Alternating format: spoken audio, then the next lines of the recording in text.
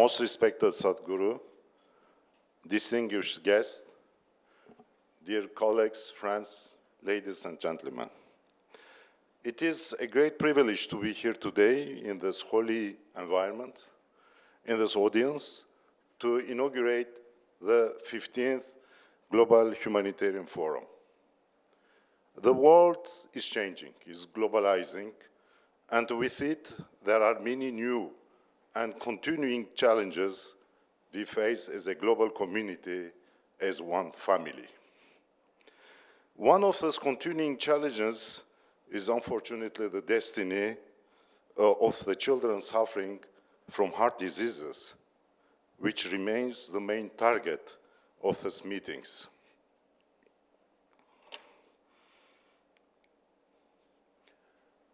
Look at each of these faces. I took this photo many years ago in Mozambique. In a rural area, we went, to do a cardiac screening with echocardiography and identify, all those children we will be supposed, to operate on during the next mission. 1 year later, when I went back, 5 of them were died. There are millions like these children across the world who deserve to be appropriately treated.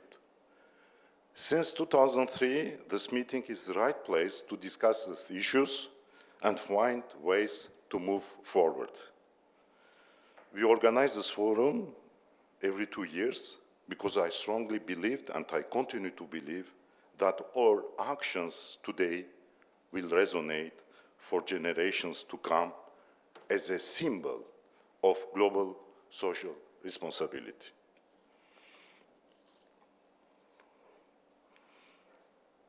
Now, let me start a little bit, with the current situation regarding this heart diseases affecting the pediatric population. We know very well the incidence of congenital heart diseases. It fluctuates between 4 and 12 cases per 1,000 births alive. It means every year we have between 12 and 36 million children born with congenital cardiac malformations. And as you see here, unfortunately, half of them, it means between 6 and 18 million children will die of the consequences, and especially during the first year of life, of their cardiac diseases, infection, malnutrition, and some of them, unfortunately, will be already inoperable. For the other half, we have something to do. And for autism, we are here. And the other half, the 6 and 18 million children, this number is increasing because based on the birth rate of the global world population, between 500,000 and 1.5 million new cases will be added to this total number every year. This one is the situation with the congenital heart malformation. The second, I will say, endemic disease which affects the pediatric population is rheumatic fever, and especially, the rheumatic valve disease caused by the rheumatic fever.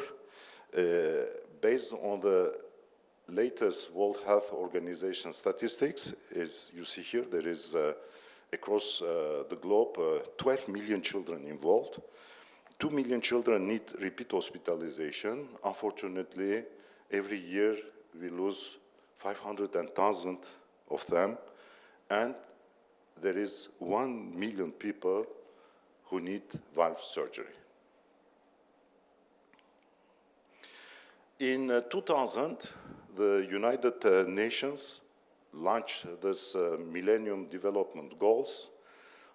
Unfortunately, 20 years later, when I see the situation, is not very encouraging because there are still 800 million people being chronically hungry worldwide. There is limited access to food although the global food production can easily cover 120% of global food needs, there is unacceptable slight decrease of life expectancy rates gap between developing and developed countries.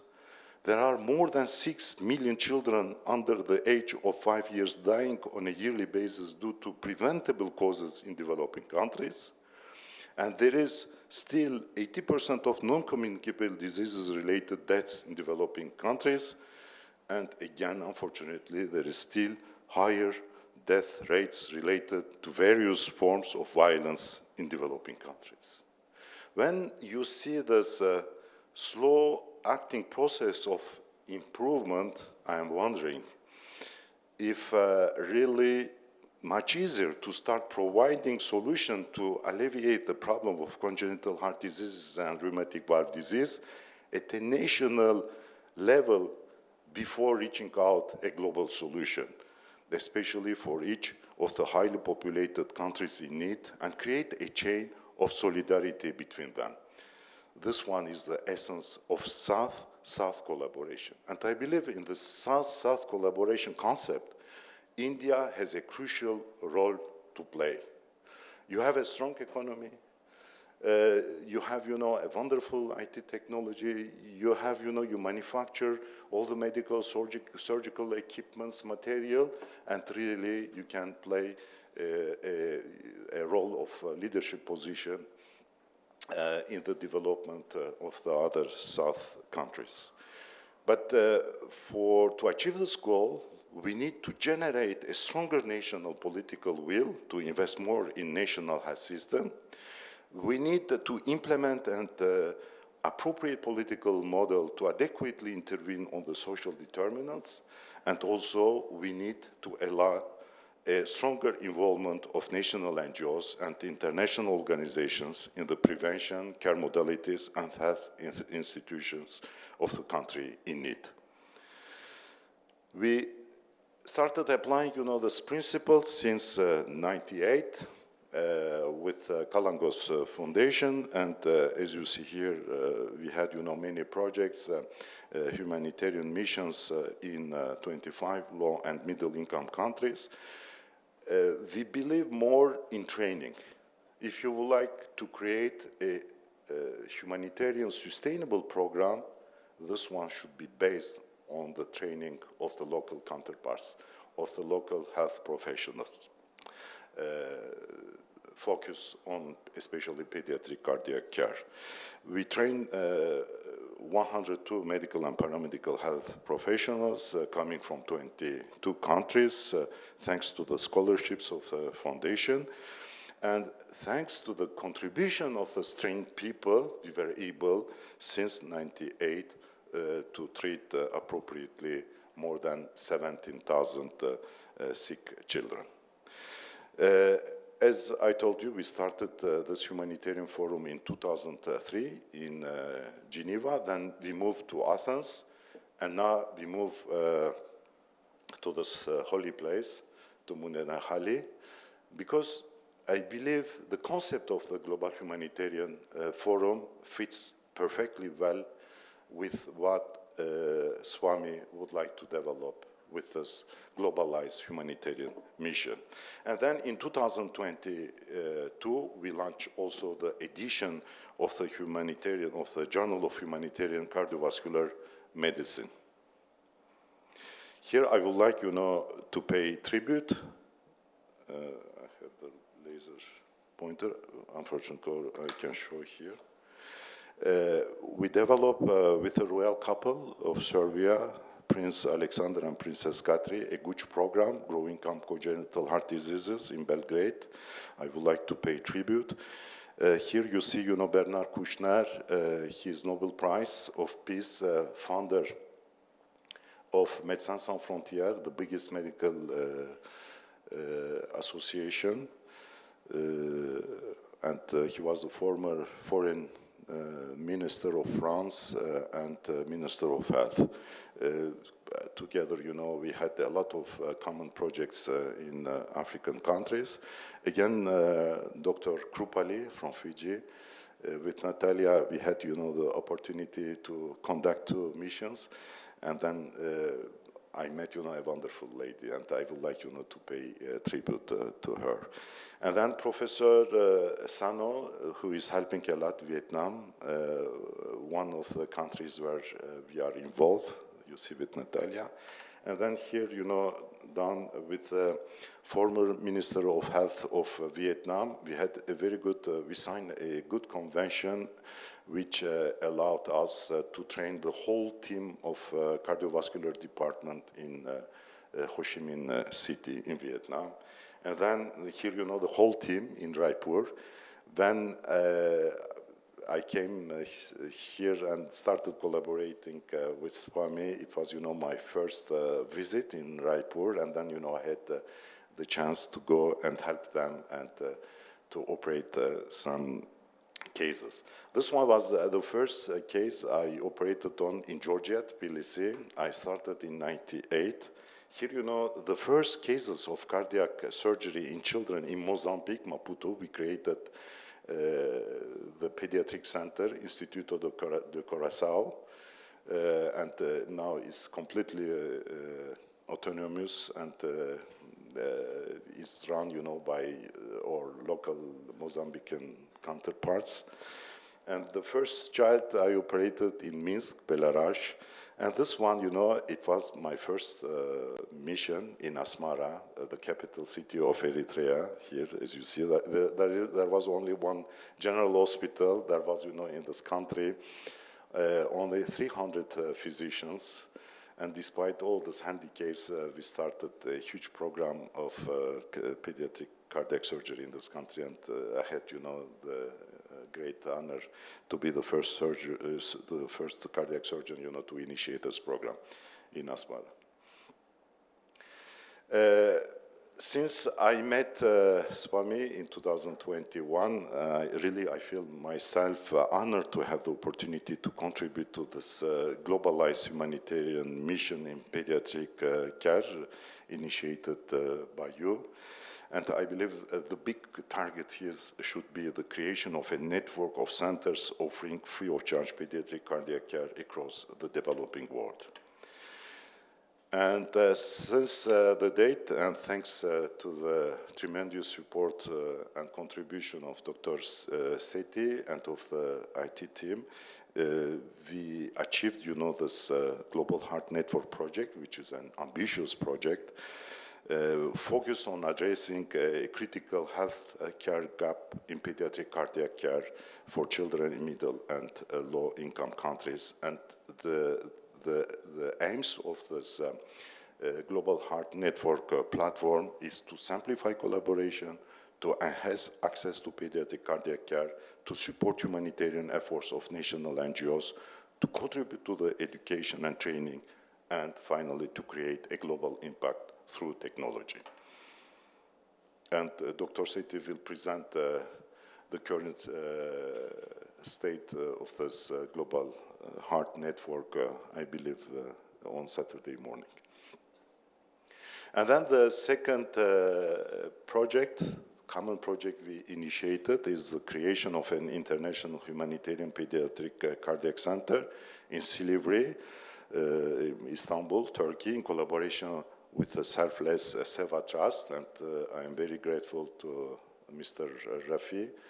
I would like also to pay tribute to his endless efforts to realize and to come across all these political difficulties, I will say. And this center will be a training center for cardiac health professionals across the globe, coming from low and middle-income countries and getting, the appropriate training for being, the essence of the sustainability of the humanitarian project in their countries.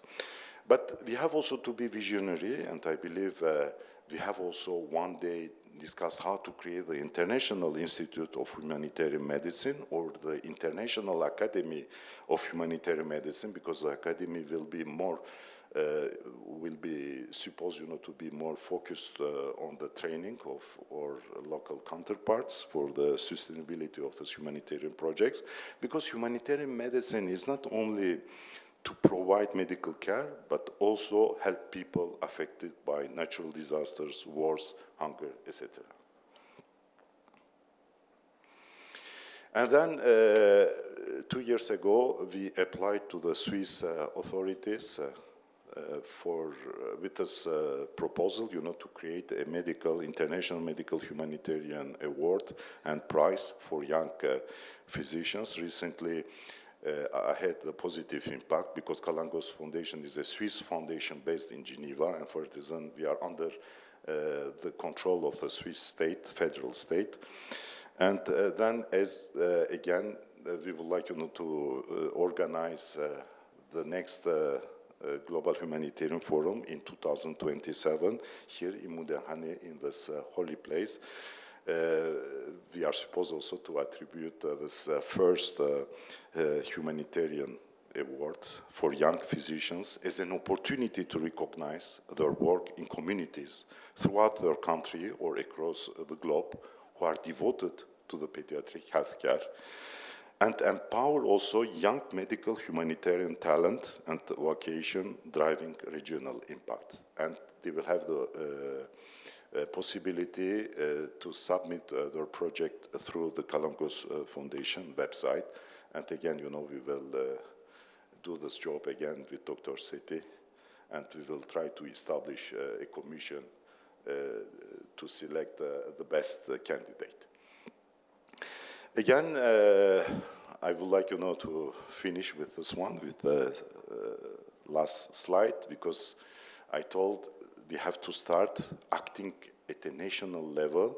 But again, the future of humanitarian medicine, I strongly believe, will depend on the shift from national level providing solutions paradigm to a strong global governance mechanism, as our world is also globalizing permanently, able to provide solutions by collaborating with various international organizations, such as United Nations, the World Health Organization, G20, European nations, etc., and with also intergovernmental agencies and NGOs.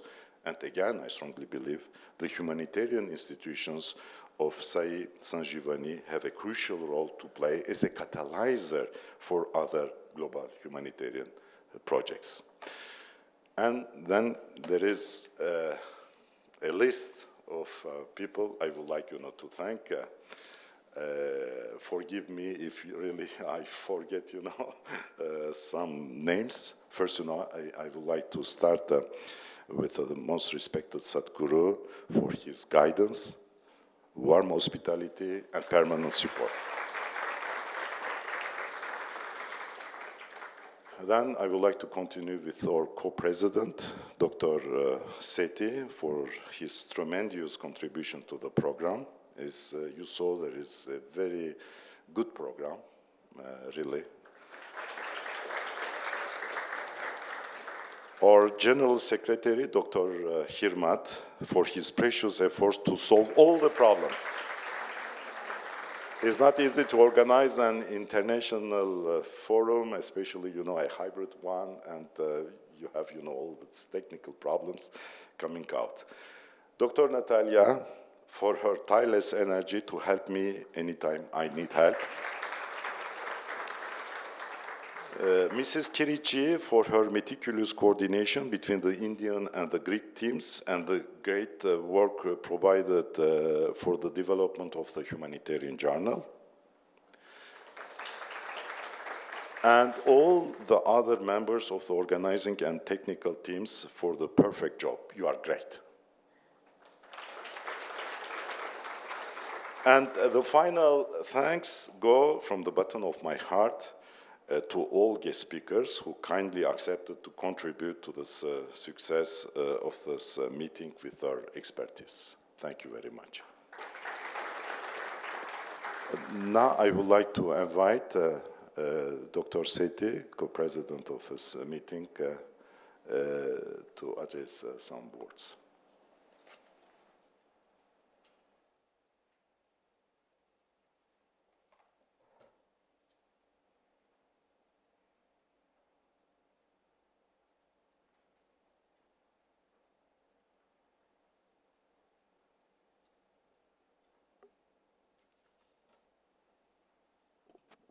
Thank you, Professor Kalungos, for that wonderful introduction. Distinguished members on stage, Sadhguru, Dr. Hiramat, Dr. Natalia. It's wonderful to be here. It's very honored and privileged to be hosting this here in Mudanahalli at the Sri Madhusudan Sai Institute, Medical Sciences and Research. You know, Professor Kalungos went over a lot of congenital heart disease, the issues that we face in the future. And I think this institute kind of brings all of that together, because not only does it address the health inequities, but also those of education and nutrition, which when we look at this globally, they all have an effect on each other. So this year's setting comes on the heels of having the One World, One Family World Cultural Festival, which had 100 countries present in 100 days, a little bit about their culture. And at the end of it, I think what we realize is that it really is one global family. And that's, I think, what we really want to promote in this meeting, is that all of us are trying to achieve the same goal, and it's much easier to be doing it together. So Dr. Kalungos brought up the word collaboration, and partnership goes with that too. So I think as we go through these talks, we'll see what the similarities are. And then I think as a global group, we need to be able to come together and be able to provide care to those in need.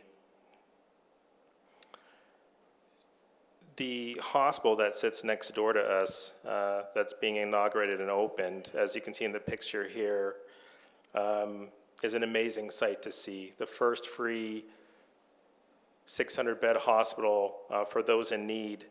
It's the world's largest. And I think what really touches me is that this hospital, by the looks of it, by the care, not only is it on par with what you'd see at any of the biggest institutes and countries, but I think the love and the care of the people who work there goes above and beyond what we normally see. And I think as we bring that into every single one of what we do on a day-to-day basis, I think that will make collectively what we do globally to be much more profound.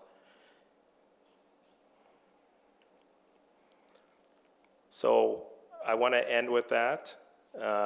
Once again, very honored and privileged to be here. I do want to introduce Sadhguru, who will be giving the introductory speech. Sadhguru Sri Madhusudan Sai, founder of One World, One Family, spearheads service projects in the verticals of nutrition, education, and healthcare across 100 countries globally. May I please introduce Sadhguru.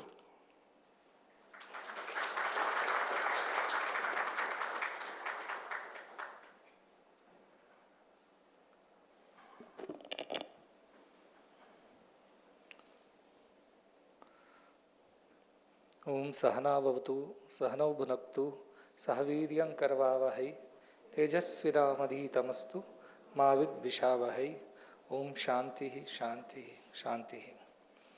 This prayer from our ancient Upanishads is called a Shanti Mantra, prayer for peace. It says, may we all be protected together, may we learn together, may we enjoy this learning together, may we strive to learn well, and may all that we learn stay with us. And may we not be the cause of hostility or difficulties to each other. So let there be peace in such a way. When we come together as a collaborative force, nothing is more powerful than that. Because we are all one-winged angels who are born inadequate and insufficient unto ourselves. And we need another angel with another wing to make us complete. And that is how the society has been designed. That we help each other, collaborate, and look after each other, and that is how we achieve things. So on this very special conference of the Global Forum for Humanitarian Medicine that has been conceptualized and executed by Professor Kalungos and his wife and partner in all the good work that he does, Dr. Natalia, and Dr. Sean, who is the co-president, and now Dr. Hiramat, the general secretary, as well as the eminent physicians, students, and those who are attending this both in physical and through the online session. I welcome all of you to this wonderful conference and an initiative that is here to build bridges across continents, countries, and across hearts. Professor Kalangos has been a very passionate ambassador of children's heart care and has been traveling to several countries, over 27 countries, where he has conducted missions which has saved tens of thousands of people, tens of thousands of children. Those who cannot afford such a treatment or cannot afford to travel to another country or get the treatment in their own country because of the affordability or accessibility or availability of such treatments. But he has taken medicine to the common people by taking his skills, his knowledge, his abilities, and his collaborations to so many countries and initiating a wonderful service project of collaborative humanitarian work in congenital heart diseases. I truly am so much in awe of his passion, his energy, his perseverance, and his never give up attitude when it comes to doing good in the whole world. And his wife has always been traveling and supporting him in all these endeavors. So I truly want to, on behalf of our institute, Sri Madhusudan Sai Institute of Medical Sciences and Research, I want to acknowledge and appreciate their services to mankind across the world.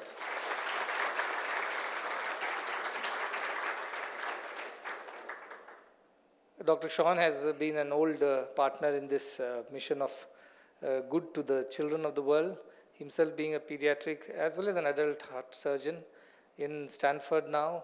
He continues to serve the children of all communities and has always been available to conduct any missions around the world, being in India or in Fiji or in the US. He's always there with us. So having a young, dynamic, and very intelligent, brilliant surgeon with us like Dr. Sean is truly a blessing for this forum, is what I would like to tell. And I also would like to acknowledge and appreciate all that he does in his own way across the world.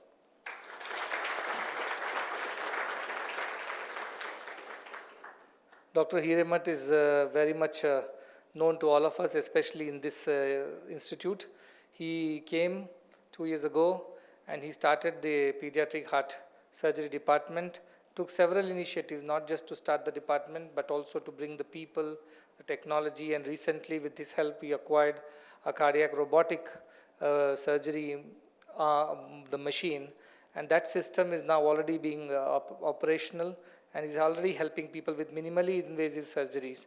And that helps a lot of people, especially the girl children, who do not want to carry a scar on their chest, which becomes a social taboo in the growing years. So keeping it minimally invasive, helping faster discharges, lesser infections, lesser bleeding, and lesser hospital stay, shorter hospital stay.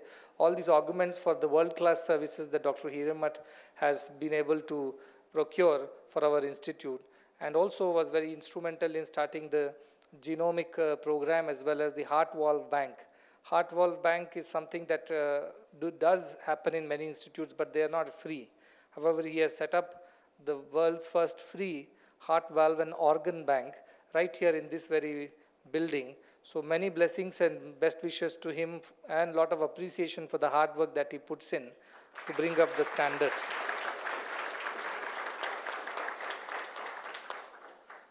Our esteemed faculty, from Dr. Raghupati to all the others who are here with us, and I truly appreciate all the hard work that you put in to do good, especially to the vulnerable, to the voiceless, to the nameless, to the faceless children of the world. Those who can pay for it or those who have access to it because of being born in a developed country where healthcare access is very much available and affordable. That's one part of the world. But larger world lives in a different kind of society where either there are no services, or even if services are there, they're not affordable by the people. And as we saw in the slide which was presented by Professor Kalangos, that how many people, 6 million children die every year for preventable reasons. If they were totally unavoidable, we can understand. But these are preventable reasons, like malnutrition or some diseases which are curable, but they cannot have access to it. So these are the things where our institution wants to work. What is unavoidable, unpreventable, nobody can help it. But what is preventable and avoidable, everybody should put their hands and hearts and heads together to find solutions to the problem. As he mentioned, political will is needed. Governments have to be more sensitive and be willing to invest in these areas, whereas most of the governments are busy buying weapons and arms for the next war that they're preparing for. But I would like to draw their attention to the greater needs of the society, especially needs like nutrition, education, and healthcare, which is far more powerful than the weapons of mass destructions. However, considering the geopolitics of the world that we are in today, it's so fragile and so very vulnerable at this point in time, so volatile, that we really do not know what's coming up next. But in this world, with such divisions, here is a foundation, Kalango's foundation, here is a forum, humanitarian forum of medicine, and here is an institute like ours, which is putting all efforts to ensure that these wounds are healed and the cracks are filled and bridges are built between people, between hearts. They also initiated the Global Heart Network, and it says it takes a heart to care for a heart. Yes, heart which feels, which is sensitive, which is compassionate, which is able to understand each other. That is the heart that the world needs. And I don't think any surgeon can set such a heart in place other than a spiritual surgeon. That spiritual heart of the people is the reason why world will be a better place. That's why we need a lot of spirituality, kindness, compassion in this world, which cares for each other. Physically, yes, hearts have to be mended, surgeries have to be performed, corrections have to be done. And again, that has to be done as far as it lies in us in the most affordable way for all the people and free for all those who really cannot afford. And I am very happy that Professor Kalangos, whom I met only a few years ago, he became such a close partner and associate of the institute. And he wanted to bring the best of the medical technologies and the procedures to an institute like ours, because what touched his heart was not just that it is free, but also that it is training the next generation of surgeons and medical professionals at no cost to them. Many people around the world drop out of medical schools or further specializations because of the unaffordability of such programs or lack of seats and availability also. But here is an institute which provides you the opportunity to hone your skills and learn from some of the best in the world, like Professor Kalangos, Professor Sean, Dr. Hiremat, and the likes. And this opportunity being given to the common people is very rare in the world. As you know, medical education itself is very expensive. And then super specialty like pediatric heart surgeries comes at a huge cost to the students and to the institute. But at Sri Satyasai Sanjeevani hospitals, already 39,000 pediatric heart surgeries and interventions have been performed. We have hospitals around the world too, in Sri Lanka, Nigeria, in Fiji, and coming up, as I said, Turkey and US. All these places will give you a global exposure to all of you as students and professionals. You can travel along with Professor Kalangos and the teams and go wherever it takes for you to go and help. Because if patients cannot come to the hospital must go to the patients. And that is the idea. Medicine must reach the common man. It should be accessible to the common man. And this high-end super specialty care of pediatric heart surgeries and interventions should also be available to every common child. Recently, the president of Fiji was here, as you all have seen. Professor Kalangos has been to Fiji, Sean has been to Fiji to perform surgeries on the children of Fiji and the Pacific Island nations. And he was so grateful. He said, when you people came and told me about the pediatric heart surgeries happening here, I did not really think much of it because the politicians busy with so many other things. But now that I have come here, I understand what you're doing. I'm very grateful for all the efforts that you have put to save the children of some island nation which does not belong to you or you do not belong to them. There's really no relationship between you and them. If the government of Fiji puts efforts to save their children, it's understandable why they're investing. But somebody comes from India and invests in Fiji for the children of Fiji. That is totally unheard of. So he was very impressed and very moved and touched by this. And he asked, how do you do it? I mentioned there are surgeons who come from around the world who support us. But eventually we would like to build an institute in Fiji itself, which will start helping the surgeons in and around that area to develop better skills. So I request this foundation, Kalangos Foundation, as well as this Global Forum of Humanitarian Medicine, to think about the next step as also developing institute of excellence of training and honing the skills of the surgeons, nurses, and the paramedics and all other support staff in the island of Fiji also, because those people can then talk to their own people and they trust each other because they know each other. And then all the 16 island nations which are there in and around Pacific, South Pacific, they all can benefit from this. So that is the next step. We are going in April to Fiji. I would request Professor Kelengos, Dr. Sean, Dr. Hiremat, and Professor Natalia, all of them to be also present in Fiji in the month of April. And this is on the invitation of the government of Fiji. So we are going to go there and we are going to find ways of starting a similar institute and a forum which will help the people of Oceania and the South Pacific island nations. It will be a great help because nobody goes there. You'll be also happy to know that we have already acquired a cath lab which will be installed and be functional by April. So we'll be inaugurating that. That would help us to do a lot of interventions also apart from the surgeries. We already have an operation theater. And hopefully if time or this time it may not be possible in near future, we will also acquire a robotic arm so that people can do surgeries from wherever they are. As you know, SSI Mantra, which has donated a robotic surgery unit here, they were also keen that we should be able to set up anywhere around the world, and robotic surgery is also the future of the surgeries as we see, which helps surgeons to break the barriers of time and distance and still conduct these surgeries in far off places. So we'll have to also think of it as the future effort, and as long as we are able to serve more and more people in the world, we will be very happy to continue our services and expand it as much as possible. On the economic side of things, this is how one of our surgeons from Raipur Hospital made a presentation in Mumbai. You know, Mumbai is a very financially driven city. It's the New York or London or Hong Kong or Singapore of the world. In India, everybody in Mumbai would definitely think, so if you put in this money, what is that you get out of it? Of course, we get the child back. We give the parents their little one back in their arms. There's so much of emotions involved in it, so much of goodness involved. Keeping all that aside, even on the tangible financial side, we made a very beautiful presentation. He said, India is planning to become a developed nation in another few years, less than 20, 25 years. And a developed nation's GDP is around $15,000 per capita. And if you think from that point of view, a child who is saved today, on whom we spend maybe $2,000 in our institution, depending on the cost and the type of surgery. This child in 25 years, when the Bharat becomes a Viksit Bharat, or the developed nation, becomes earning and contributing citizen of the country with the $15,000 average GDP. Now, if this child on whom we have spent $2,000 to $3,000 today, in 25 years grows to become a person who can earn $15,000 a year, in 30 years of his work life, he would make more than $500,000. And that is his financial contribution to the society. And what is the return on investment? On investing $2,000, you're getting $500,000 over 30 years, is more than 300 times returns, 250 to 300 times returns. This is an average one. Some people can be even smarter, do much better.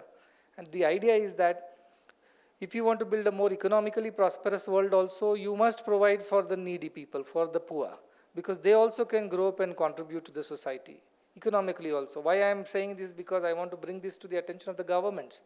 You cannot have one part of the society which is lagging behind in resources, cannot have education, cannot have food, cannot even have health, and then they will become a burden on themselves and the society. And who is going to look after them in the future? If they can't look after themselves, they will need somebody else to pay for it, look after them. So even from that point of view, the governments must make sincere efforts, serious efforts to help people. And investing in children is the best investment.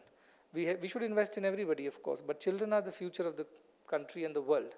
And the child, when looked after, is a society being looked after. And when the child grows up with gratitude in one's heart for all that society has done for it, when it did not have the means to do it for itself, when parents could not afford it, the child will grow up in a sense of gratitude, and that gratitude will make him a good human, good citizen of the world, which will again translate into more good to more people in the world. That is how this multiplier effect will pull all the people from poverty and deprivation in the world. In the recent times, when I was in Chhattisgarh, our Raipur hospital, on November 1st, the Prime Minister of India had visited, and he spoke to 2,500 plus children who had been operated in our country. And they all came from several parts of the country. And he enjoyed that session because he could talk to them directly and ask them questions. And some of the answers that the children gave were very heart-touching. Somebody wanted to become a soldier, somebody wanted to be a doctor.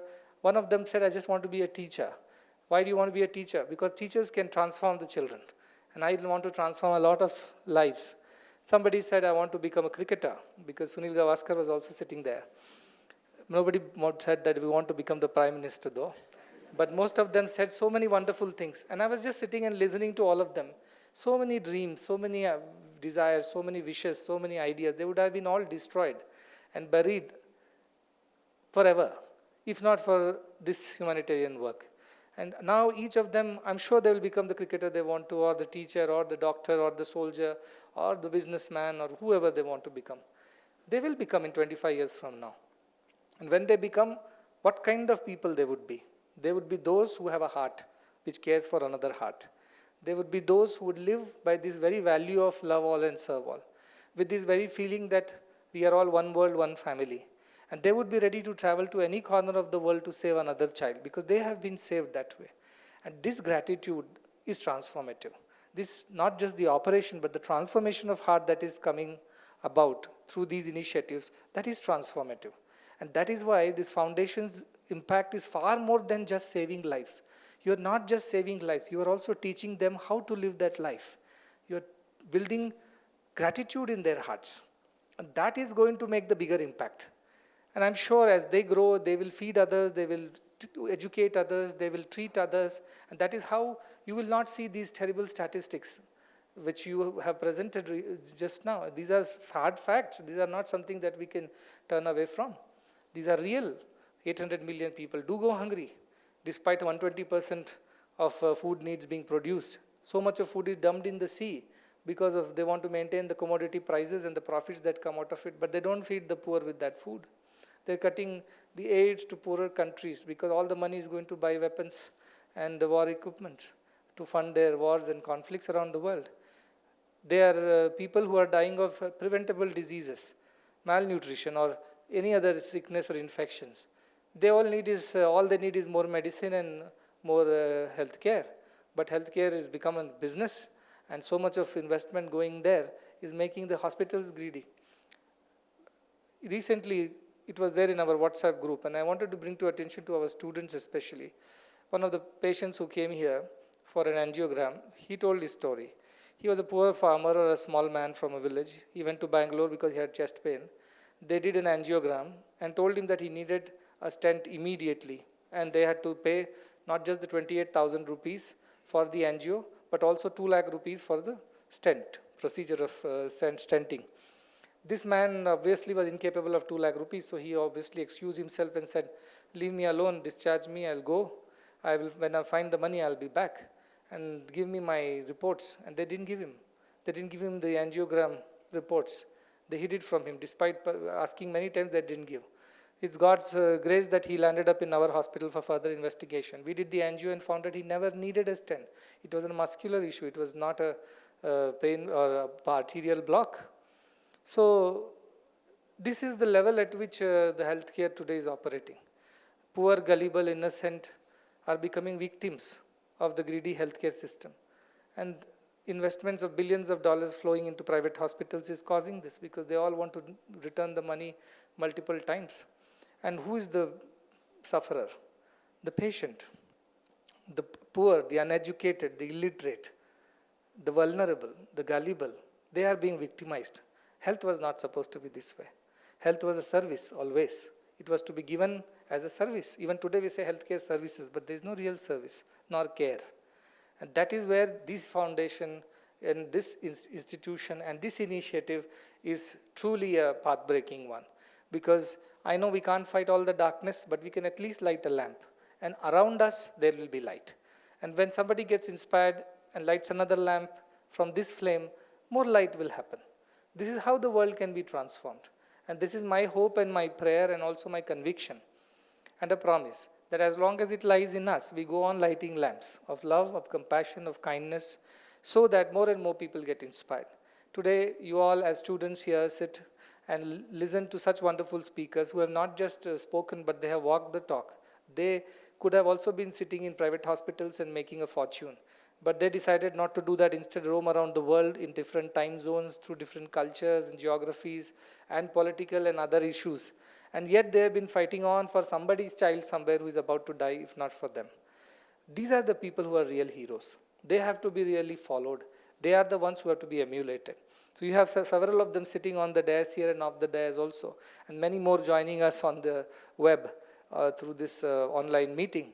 They are all heroes of this world, because they have decided to do things for others, not for themselves. And that person is a hero who lives for others.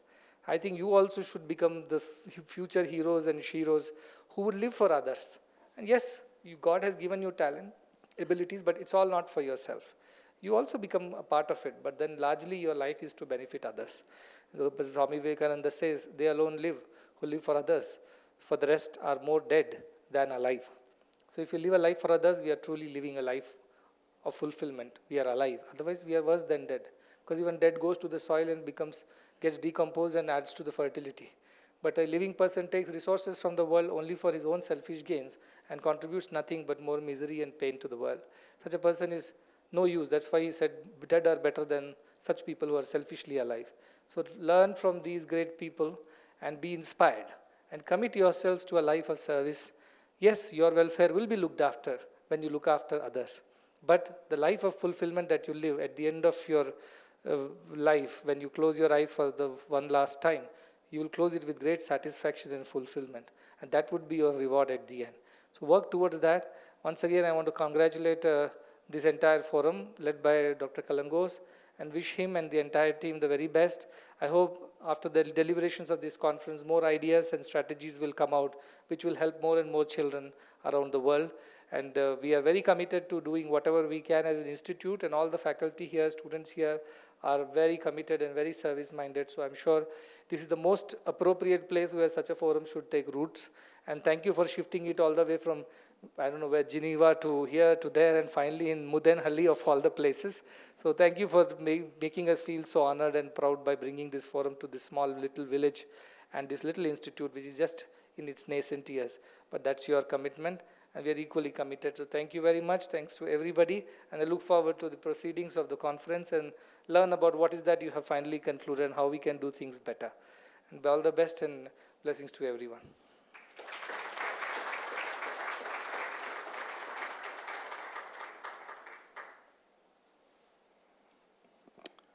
Thank you, Sadhguru, for those golden words. Speaking on myself, I could end the meeting right there and be completely fulfilled, but we won't. We have a tremendous meeting. I want all of you to listen to every single one of these talks. We have multidisciplinary talks. We have nursing, intensivists, anesthesia, perfusion, surgeons, cardiologists, to give a little piece of information that they have to share with all of you. And I'd really urge all of you to think outside the box when you hear these things. New ideas will come. There's ideas that have come. If you would have told me that the robot would have been part of cardiac surgery 20 years ago, I would have told you were crazy, but look how far we've come. So I think a lot of ideas can be spurned from this, and I think we should all come together and be able to bring those forth. So I'm looking forward to the next plenary session. We'll take a 5-minute break. Thank you.